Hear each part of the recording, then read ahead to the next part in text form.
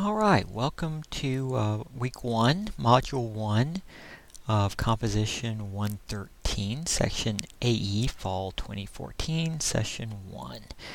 Again, my name is Mr. Cole. I am your instructor for the class, and the main assignment that you have coming due in the next couple of weeks is your first essay, which is about a remembered event.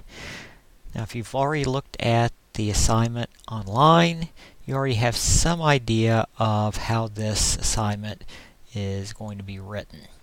You're going to think back on some event that happened to you that you feel has had a strong influence on your spiritual life. You're then going to share that with an audience who clearly will not be nearly as familiar with it as you are.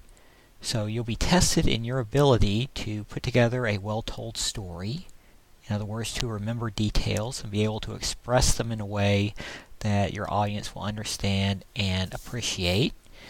You're also going to have to provide specific depictions of people, places, and events. They're so strong and so well written that, again, your reader will be able to understand and perhaps even in his own mind picture what you are describing.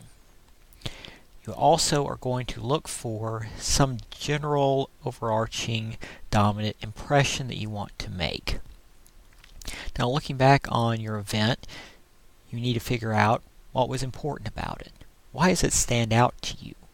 What are maybe some adjectives or some words that you can use that would describe to someone who didn't share that experience exactly why they would be interested in reading about it? Maybe it was an event that left you feeling very strong emotion, maybe fear, maybe happiness, maybe gratitude, maybe relief. Then you need to figure out, okay, if this is the overall impression that I want to make on my reader, if this is what I want my reader to come away with, you need to then be able to work backwards and figure out, okay, what about my story? What about this event will my reader find applicable? Okay, if it was an event that stands out because you found it maybe frightening at the time, why did you find it frightening? What was frightening about it? Get specific, get detailed, and get concrete. Probably the hardest part of this assignment is remembering that you have an audience who doesn't know what you're thinking.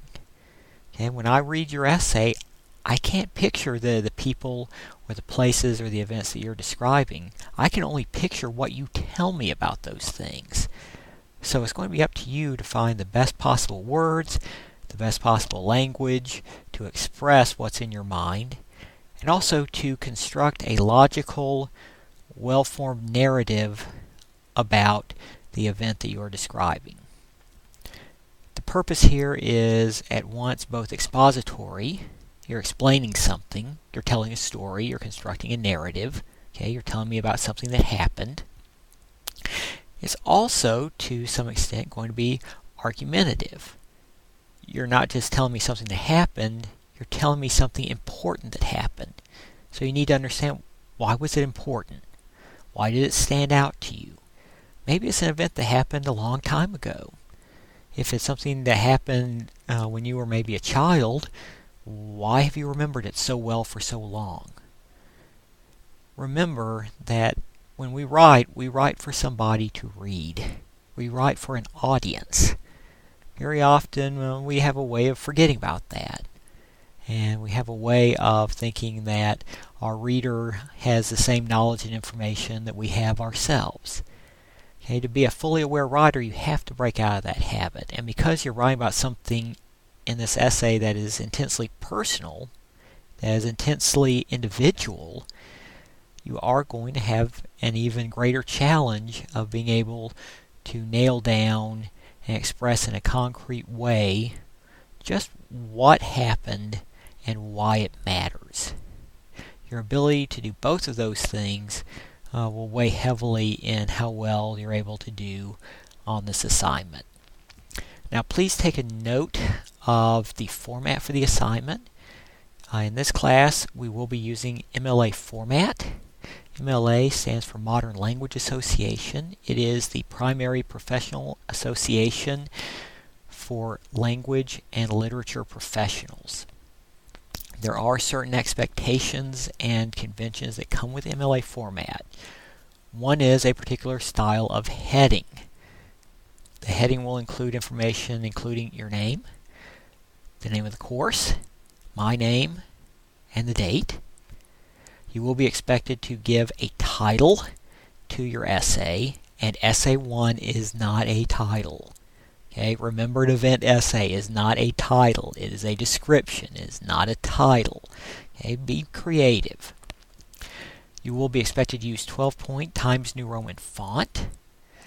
You will be expected to double space any formal assignment that you hand in, and you will be expected to number your pages in the upper right-hand corner. All of these things are just conventions of academic writing, and if you're going to be doing a lot of academic writing throughout your career, then you may as well kind of get used to them now. Okay, so you will be expected both to carry out the objectives of the assignment to the best of your ability, but you're also going to be expected to be able to meet those norms and conventions of the academic writing style, and in this case, using MLA format. If you have questions about MLA format, please look at the Writer's Brief Handbook. Okay, you should be able to find some good examples there. There are also plenty of good examples online. If you're still having some difficulty with making sense of it, you're certainly welcome to contact me. Now, once you have an idea for your essay, you will be expected to do a pre-writing exercise. In other words, you don't just get to sit down and write the essay at the last minute. Okay, writing's a process, and you need to demonstrate an understanding that writing has steps. Okay, the first step is brainstorming and drafting. Okay, putting together basic ideas. There are a number of ways of doing this. You may have developed some ways that work for you, but you do need to be able to produce a draft of your first essay. Once you have a draft, you need to submit it to Smart Thinking, where a tutor will look at it and respond to it. You need to give them at least a 2-day turnaround time to respond to what you've written. Their suggestions will then help you in the revision and redrafting process. Revision means exactly what it sounds like. Okay, re means again, vision means looking at something, so you're looking at something again.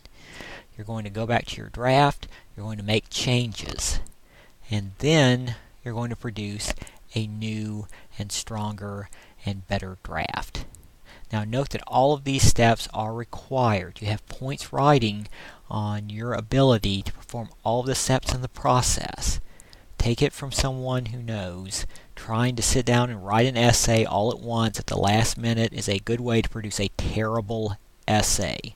We don't want that. We don't want bad essays from you.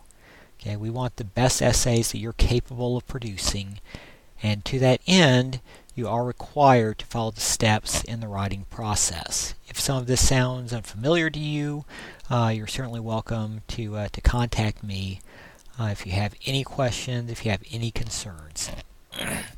So go ahead, look at the sections of the St. Martin's Guide to Writing that are required, and be thinking about what kind of event that has influenced your spiritual life would be the most interesting and the most effective for an audience.